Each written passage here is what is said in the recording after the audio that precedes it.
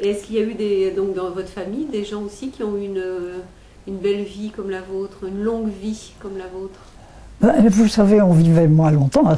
Mon grand-père avait vécu jusqu'à 83 ans, je crois. Et pour son époque, c'était vraiment important. Je suis en bonne santé, je n'ai jamais fait d'excès. Jamais d'excès? Ah, jamais d'excès. À l'école, on vous l'a appris, ça? Peut-être, oui, mais je prends toujours un centimètre, même pas un centimètre de vin dans mon verre. Je ne fais pas d'excès. Les seuls excès que j'ai faits, ce sont peut-être des excès de travail, parce que j'ai beaucoup travaillé. Je me suis donné beaucoup de mal pour ma famille. Vous recevez encore du monde, hein? Ah oui. De la famille? Oui, je reçois ma nombreuse famille. Puis quand je suis arrivée ici il y a quelques années, j'ai refait un certain nombre de relations, retrouvé d'anciens amis, j'en ai fait d'autres, etc. On s'est installé dans cette maison qui est bien commode pour recevoir mes petits-enfants. Oui, ça a l'air assez vaste. Hein. Oui, c'était. C'est très bien. Ça ne les reçoit pas tous ensemble. D'accord. Ben non. Enfin, ça reçoit un bon petit lot à chaque fois. D'accord. C'est aussi une chance pour vous, j'imagine, d'avoir cette famille qui est unie autour de vous. Ah, mais ça, c'est merveilleux. Ça, c'est vraiment mon grand bonheur. Et c'est de quoi je remercie le bon Dieu. Encore. De m'avoir donné une famille, et une famille aussi affectueuse, aussi gentille, et puis aussi courageuse, parce qu'ils sont tous courageux et tous ils font des choses bien. Et donc vous avez eu 3 filles? Non, 2 filles et un garçon. 2 filles et un garçon.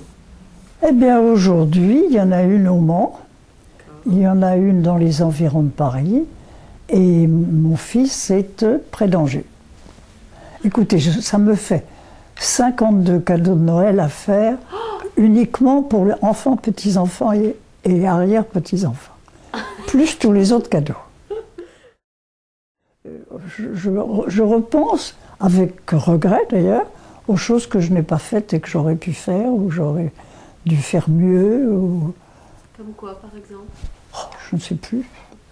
Quelque chose que j'aurais dit et qui soit pas très gentil, ou une gentillesse que je n'ai pas eue en face de quelqu'un, ou une chose de ce genre-là. Non, je ne tracasse pas, je n'ai jamais cherché à tuer personne. Les belles choses, ce qui est beau, n'importe quoi, que ce soit une fleur, que ce soit un tableau, que ce soit un ciel, que ce soit une personne vraiment belle d'âme ou de physique,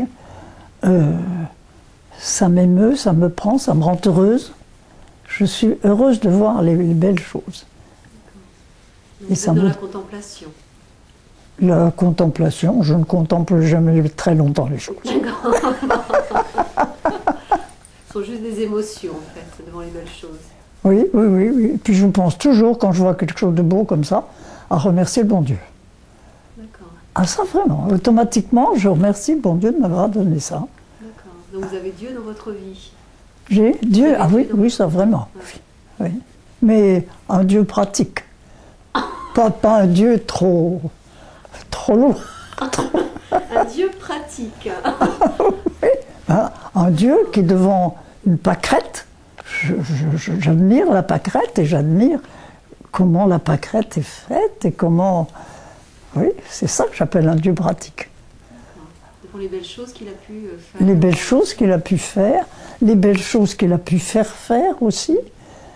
À un moment, pendant longtemps, quand j'avais un peu le noir, ben, j'allais dans un musée, je regardais les tableaux. Voilà, ça me redonnait l'équilibre, ça me redonnait bon moral, ça me remettait d'aplomb.